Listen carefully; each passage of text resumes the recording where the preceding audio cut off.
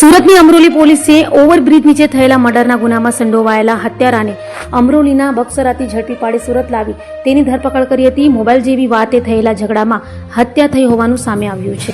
સુરતના અમરોલી વિસ્તારમાંથી ગત 15મી મેના રોજ અમરોલી બ્રિજ નીચેથી હીરાલાલ ગરાસિયાની હત્યા કરાયેલી લાશ મળી આવી હતી. જે અંગે અમરોલી પોલીસે હત્યાનો ગુનો નોંધી સુરત પોલીસ કમિશનર અનુપમસિંહ ગેહલોત, અધિક પોલીસ કમિશનર બગડિયા, નાયબ પોલીસ કમિશનર ઝાલા અને મદદનીશ પોલીસ કમિશનર ચોવટિયાની સૂચનાને લઈ પીઆઈજેબી વનાની ટીમ પીએસઆઈ જેજી કામડિયાના માર્ગદર્શન હેઠળ તપાસમાં હતી. ત્યારે અનારમાં હેડ કોન્સ્ટેબલ રાકેશભાઈ, રાજભાઈ અને અનારમાં પોલીસ કોન્સ્ટેબલ તેજસકુમારને મળેલી બાતમીના આધારે હીરાલાલ ગરાસિયાની હત્યામાં સંડોવાયેલા હત્યારા એવા રમેશ ઉર્ફે પાયલોટ પારસિંગ ગરાસિયાને અમરેલીના બક્સરા ખાતેથી ઝડપી પાડી સુરત લાવી તેની ધરપકડ કરી હતી. તો આ હત્યા ફોન જેવી નસીબી બાબતે કરાઈ હોવાનું પોલીસ તપાસમાં સામે આવ્યું હતું.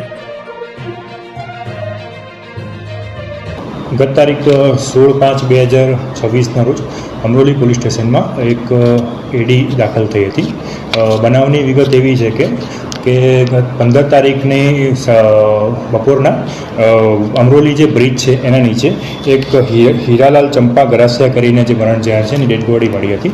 અને જે આધારે અમરોલી પોલીસ સ્ટેશનમાં પહેલાં એડી દાખલ થઈ હતી અને ત્યારબાદ એડીનું પોસ્ટમોર્ટમ કરાવતા ડૉક્ટરશ્રી દ્વારા જણાવવામાં આવેલ કે આમાં જે મરણ જનાર છે એને માથાના ભાગે ઇન્જરી થયેલ છે.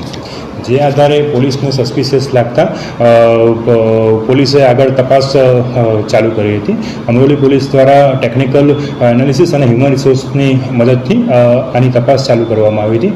જેમાં એક આરોપી જે છે રમેશ ઉર્ફે પાયલટ પારસિંગ ગરાસિયા, જેની પોલીસે કડક શબ્દોમાં પૂછપરછ કરતા જાણવા મળેલ કે આ બે વચ્ચે 15 તારીખના બપોરે મોબાઈલ બાબતે એક સામાન્ય બોલાચાલી થઈ હતી. જેમાં જે આરોપી છે એને લાકડાનો એક ફટકો મારેલો હતો મરણ જનારને, જેના કારણે મરણ જનારનું મૃત્યુ થયું હતું.